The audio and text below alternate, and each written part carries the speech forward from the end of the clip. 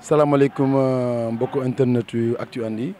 et déjà dañ leen di remercier si li ngeen ñëw fi voilà donc yéen ak ñuy fekk ñuy jouer ay matchs amicaux daanaka pare nañ tey la ñuy pare stage bi lundi la commencé depuis lundi la woon donc on vient de boucler notre semaine de stage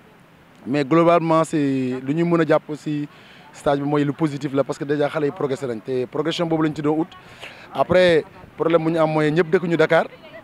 Entraîneur Dakar lañ dëkk mais xale yi am na ñoo xam ne région lañ jógee c'est un peu compliqué pour les suivre on a essayé de les suivre de loin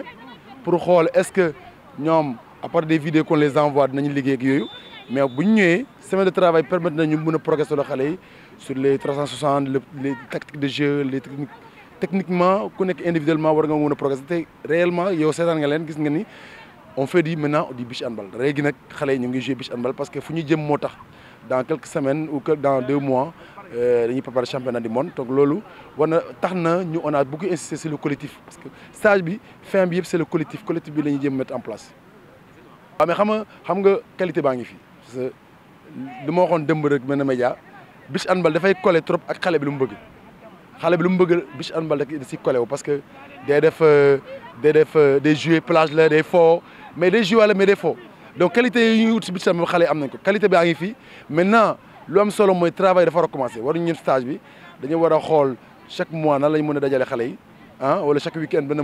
week-end ñu dajale leen ñu travail parce que rupture waru am ak yi ñu am si stage bi waruñ ko perdre surtout que dañuy dem si compétition dans 2 mois dañuy dem compétition donc ak yi ñu jot a am nii waruñ ko perdre donc ay stage yu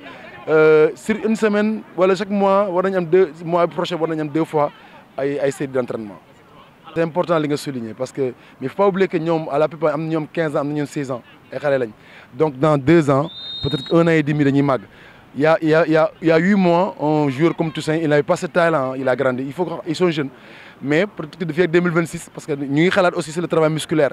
nan la ñu fexe ba sur le plan musculaire ñuy entraîner loolu benn programme la ñu mettre en place je pense que suñu paree nañ def rapport de stage bi ñuy jëbal fédération wax leen li ñu soxla si xale yi et tout en espérant que ak yooyu ñu mun ko am. franchement booy déjà ils ont aimé loolu moom solo xale bi lu muy def mu bëgg ko donc ils ont aimé te ñun aussi lu ñu ut am nañ ko gis nañu ils ont beaucoup progressé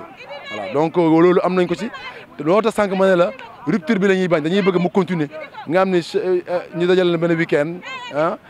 ñu mun leen am entraînement 2 heures de temps 3 heures de temps loolu dañu tax loolu ak yi ñu am fi ñu yokk ko mais bu mu wàññee ko waaw mais xam nga en général bon bu mu wax si jigéen ñi parce que nekkuma si jigéen ñi mais li ma mën a wax mooy en général même su jàngale góor yi sur le plan sportif góor yi njëkk a ñëw jigéen ñi ne mën nañ comprendre mais gis nga jigéen y a du talent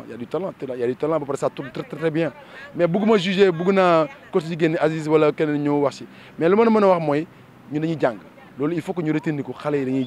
jàng voilà loolu pression extérieure xëy na mën na la sonal mais dañuy jàng et li ñu si soxla ñu ngi koy am comme li ma la waxee rek il faut que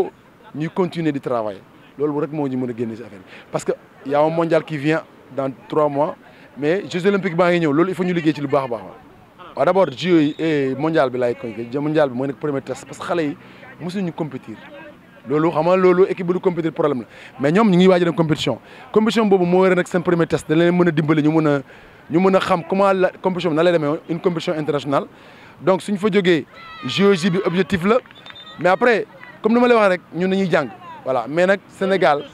lu fédération wax mooy dañoo bëgg ñu ak ministère mooy dañoo bëgg ñu am en fait ñu am un bon classement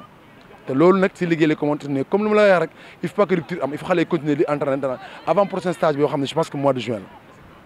merci beaucoup. Rouge.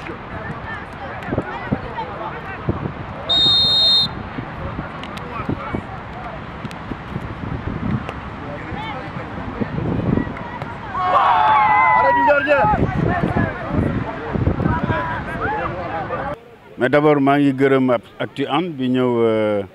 tey pour couvrir stage yu xale yi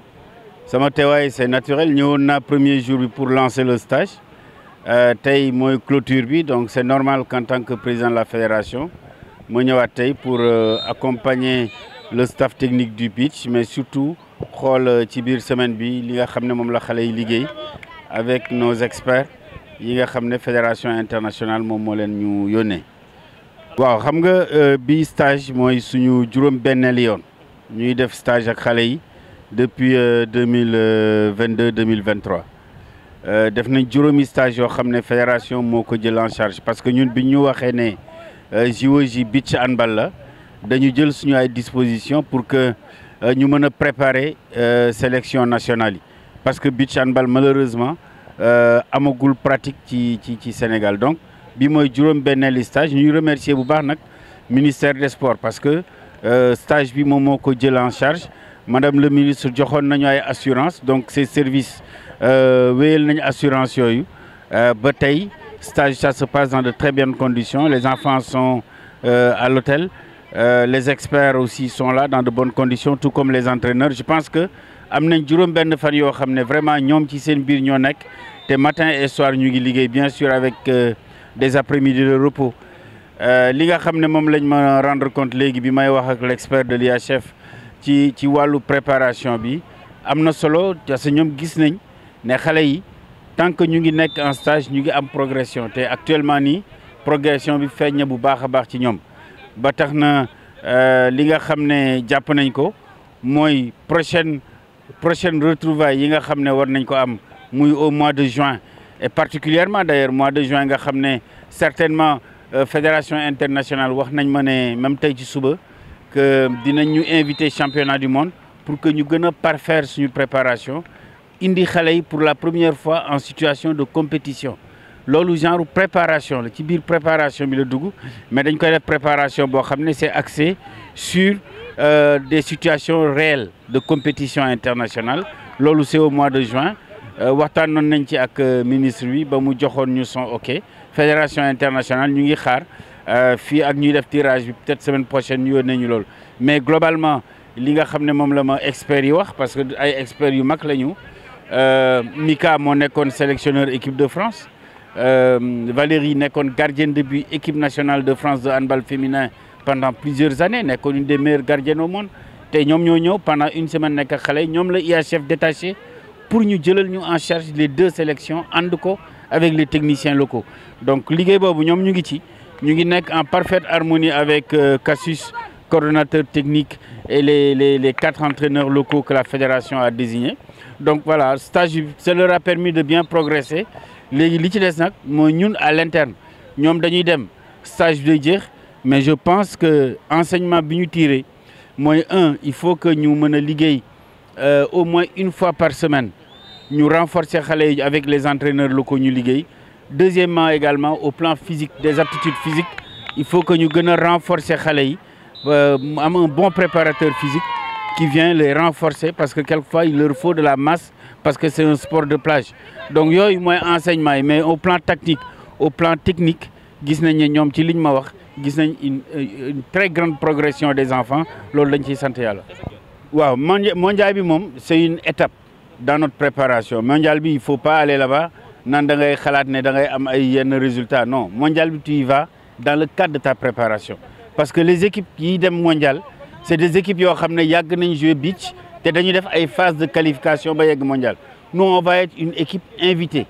pour nous aider à parfaire suñu préparation loolu donc xam nga kii préparé wu ak ki nga xam ne dafa yàgg jouer def ay étapes de qualification ba yegg championnat du monde bokkuñu mais ñun dañuy dem pour jàng dañuy dem pour que xale yi pour la première fois ñu génn mën a nekk en situation de compétition internationale à partir de là maintenant dañuy am ay enseignements xool lan la ñu war a renforcer et cetera parce que sur les bases techniques wax fa dëgg yàlla gis nañ xale yi les fondamentaux du beach ñu ngi koy commencer comprendre léegi ñu ngi jouer beach avant bu ñëwaan dañuy jouer mel ni kuy jouer handball ci biir plage bi mais léegi dañuy jouer avec les fondamentaux du beach loolu mooy progression bi am na te loolu il faut que les entraîneurs continuent en relation avec les experts à distance pour animer des séances et je pense que nous on va les accompagner pour que ne serait-ce qu'une fois par semaine xale yi les mercredis après-midi mën a retrouver wu autour des entraîneurs pour mën a parfaire seen préparation. waaw mais xam nga beach aussi puissance physique bi mu laaj c'est beaucoup plus ci suuf et puis bon c'est vrai que taille bi am na ci solo mais li am solo mooy ndànk-ndànk xam nga wax naa la sànq ne la parmi les retours yi ñu ma experts yi defal mooy besoin pour que ñu mën a travailler les aspects physiques développer un peu leur masse musculaire parce que sport de plage donc ak agilité ak souplesse ak puissance ci suuf loolu lépp dafa am solo et je pense que loolu préparateur physique dinañ ci liggéey bu baax a baax.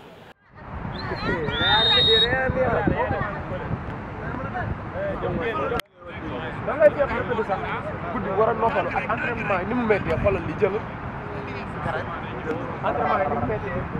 nga war a tëdd dam boo xam ne nii kaw bi daa yëmba jox yi kaw boy sa taay lay mujj yàlla indi moo la ne moo la nese boo xamee ni dañuy wax ne 30 secondes 30 secondes léegi wax ni ka daal bu jëlee nañu may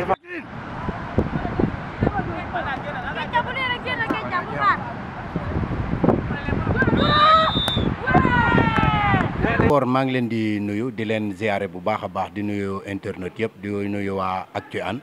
voilà donc tey la ñu terminé suñu stage bi mais ci biir semaine bi yëpp on a eu à travailler réviser fondamentaux yi nga xam ne defoon nañ ko au mois d'août donc bii ñu ñëwaat réviser waat fondamentaux yi donc gën a jàngal xale yi aussi ay système de jeu yu bees donc di profito loolu aussi di gërëm suñu xaritu tubaab yi nga xam ne ñoo ñëw jàppale ñu ci liggéey bi notamment Michael Gilles ak Valérie donc indil nañu apport bu am importance ci suñu préparation bii ñu mujjee def nii. comme ni ma ko waxee sànq donc sur le plan technique gis nañ ne xale yi évolué nañu bu baax a baax notamment sur le plan offensif que sur le plan défensif donc ñaari phase yooyu yëpp xale yi vraiment progressé nañ ci bu baax a baax. la ndax boo xoolee ci côté jigéen ñi dañ ko panachee am na ñoo xam ne taille bi baax na am na ñoo xam ne taille bi c'est taille moyenne mais ñooñu nag elles sont vivaces donc vivacité aussi dafa doon loo xam ne dina indi apport ci but ci handball donc moo tax ñu mélanger ñaari kii yooyu donc ñi nga xam ne c'est des grandes tailles donc apport bu baax a baax la ñuy am sur le plan offensif que sur le plan défensif aussi taille bi day jouer mais ñi nga xam ne gàtt nañu aussi dinañ leen soxla foo xam ne donc elles sont vivaces mën nañu indi lu bare sur le plan offensif. waaw fi ñu toll nii moom wax dëgg yàlla maîtriser ni ko am na nag quelques couacs mais donc fii ak ñuy yegg fi ñu jëm donc xam nañ ne ñooñu dinañu assimiler li nga xam ne mooy les gestes techniques yi bi ci handball laaj.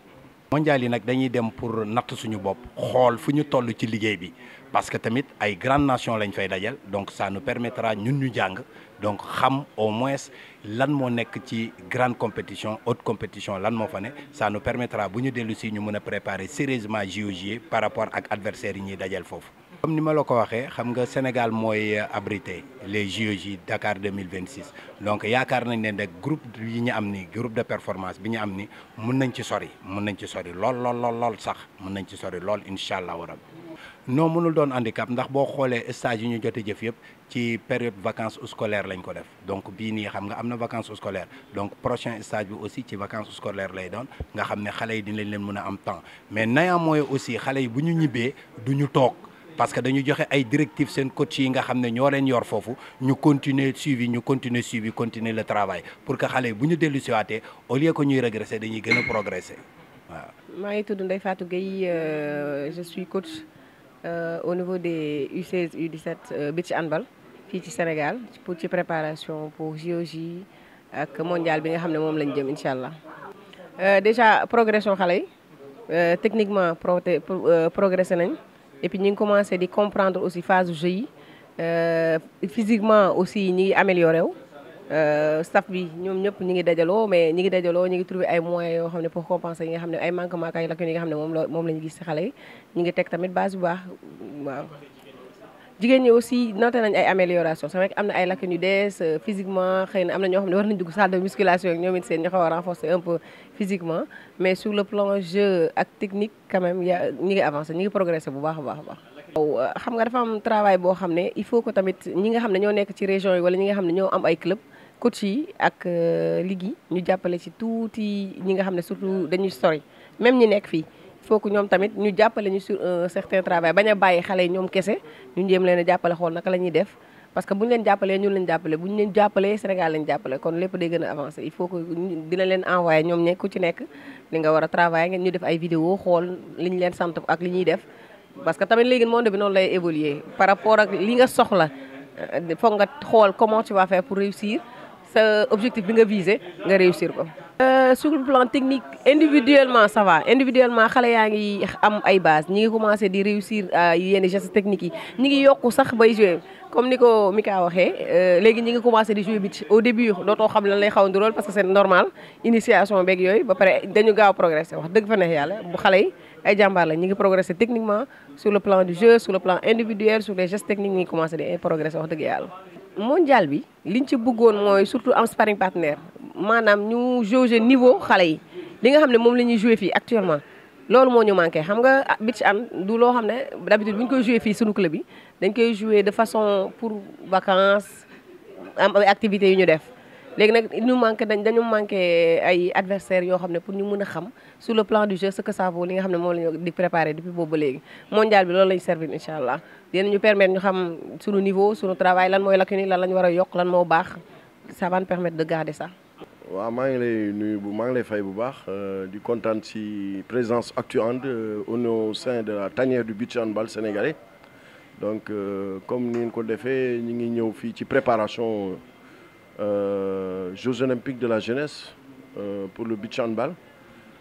commencé nañ stage yi ça fait une semaine ñu ngi terminé di clôturer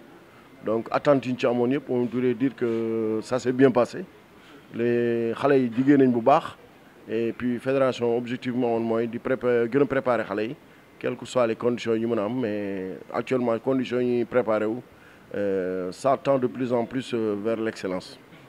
moo ko tuddee nii objectif bi mooy sur le plan tactique dañ doon installer ay bases yu bees avec le groupe de performance xale yi ñoom ñëpp ñëw nañu donc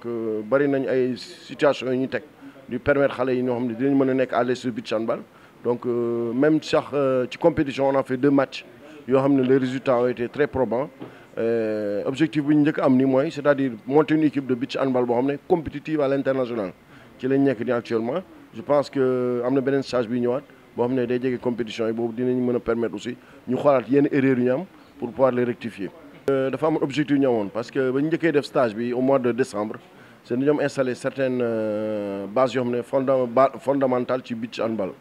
xale yi souvent suñ delloo même seen région yi dañuy am souvent problème pour continuité mais néanmoins xale yi bu ñu ñëwee ba ñu commencé entraîner on a remarqué que xale yi jotoon nañu conserver certains acquis léegi permettre nañ au plan tactique léegi ñu avancer. pour monter une équipe de beach handball et je pense que ci liñ jëm nii mooy c'est-à-dire le championnat du monde ñu ngi koy waajal avec au niveau de l'UHF je pense que objectif mooy faire bonne figure équipe bi actuellement il est dans de très bonne disposition pour le faire.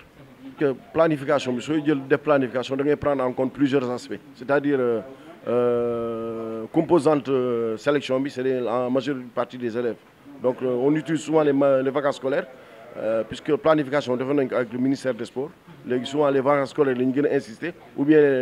les périodes de compétition par exemple période de compétition bu ñu présager def préparation ce sera toujours c'est vrai que ça sera une époque un peu cruciale parce que day tombe ci plein année scolaire mois de juin donc il faudrait que ñu xool nan la ñuy alléger la préparation ba xale yi ñu bañ leen léser seen examen. surtout parce que déjà on a pris contact avec les encadreurs au niveau local ñu fa nekk. ñooñu ñu ngi coordonné ñoom avec le staff technique ñu ngi coordonné ñoom pour après xale yi nekk à jour par rapport ak lu ñuy liggéey. néanmoins xale yi sax ñu doon demandé ñuy def ay quelques exercices di ko envoyé ci groupe WhatsApp bi ça va les permettre aussi le staff di mën a communiquer xale yi à tout instant encadré di nekk fa au plan local. donc mën nañ jàpp ne xel dal la pour l'instant ci xale yooyu parce que ñi montré nañ motivation que dañ ñëw fii pour jouer grandement leur chance.